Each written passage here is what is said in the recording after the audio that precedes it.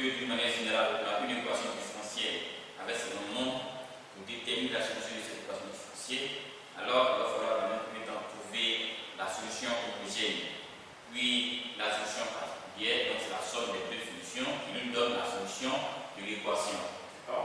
Et donc, pour résoudre ce genre d'équation, alors les méthodes diffèrent un peu. D'accord, ici, selon que ce moment est une fonction polynomiale, une fonction trigonométrique est une fonction exponentielle. Et comme précédemment, on va aussi faire cet exercice en deux parties. La première partie est consacrée à la résolution de l'équation homogène et la seconde partie dans une nouvelle vidéo, on va maintenant déterminer la solution particulière. Et donc, l'équation que voici est de la forme A, donc A est un nombre réel, Y c'est long, plus B un nombre réel, B plus C, Y égale ici à une fonction qui va appeler D dx, bien P dx. Donc D dx est notre moment. Et donc, dans un premier temps, ici, on va parler d'équation caractéristique. D'accord? Donc, l'équation caractéristique découle de l'équation homogène. Donc, pour pouvoir trouver la solution homogène, on a d'abord ceci. A, Y, seconde, plus B, Y, plus C, Y, égale à 0. Donc, l'équation homogène. De cette équation homogène, on va avoir l'équation caractéristique, donc l'équation de 2. D'accord?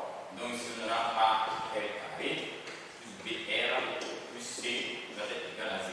Donc, ceci est bel et bien une équation de degré 2. D'accord? On sait bien déterminer les racines R1 et R2. D'accord? Les racines. Donc, une fois trouvé les racines, trois cas sont possibles. Puisque ici, nous sommes en face d'une équation de degré 2, discriminant, on a le cas où discriminant est positif. Si discriminant est positif, on a deux racines non distinctes, R1 et R2. Vous avez très bien déterminé ça. Donc, si discriminant est égal à 0, on a une solution double.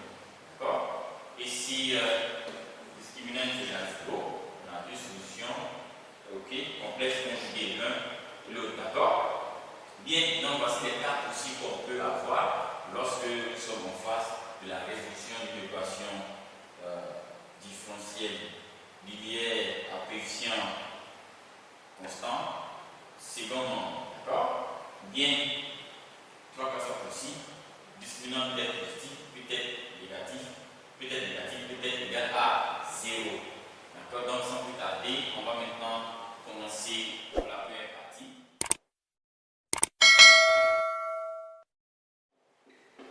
Solution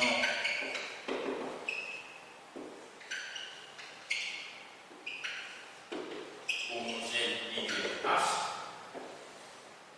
Donc, on a d'abord l'équation homogène associée. 2y seconde plus 3y' moins 5y est bel et bien égal à 0. Donc, de cette équation homogène, on a notre équation caractéristique. Donc, 2r carré plus 3r moins 5 égale à 0. D'accord? On peut bien faire discriminant, mais moi je ne fais pas discriminant, il va aller plus vite. Je constate que la somme des coefficients A plus B moins le C nous donne 0. Donc, on a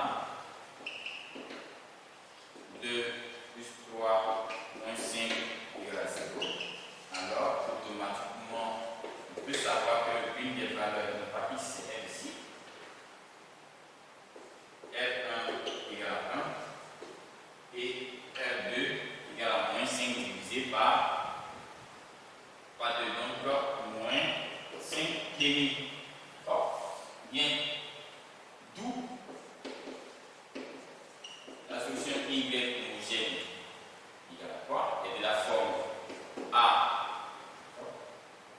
exponentielle de R1, R1 est égal à 1, d'accord? Donc A exponentielle de R1 de x, donc de x, plus B exponentielle de R2, donc moins 5 demi de x, bien sûr, A et B sont éléments de. Donc c'est important. Donc je rappelle encore que ici, lorsque on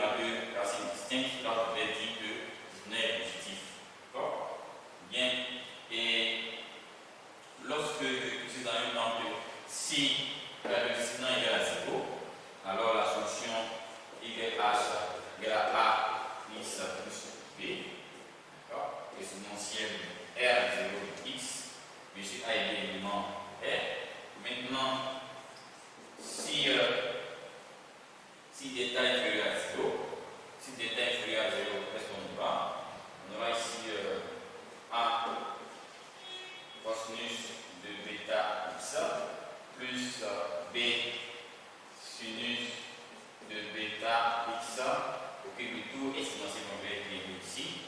Donc, YH doit être égal à cosinus de bêta x plus B sinus de bêta x plutôt exponentielle alpha x. D'accord? Et donc, bêta et alpha nous donnent quoi?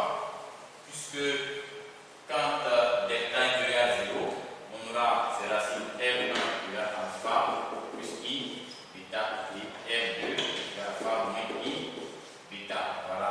Donc, alpha là et bêta ici. Donc, voilà ici comment on peut déterminer la solution homogène dans le cas où delta est inférieur à 0. Donc, voilà les trois cas possibles qu'on peut avoir lorsque on décide de déterminer la solution homogène. Dans le cas d'une équation différentielle de degré 2 à coefficient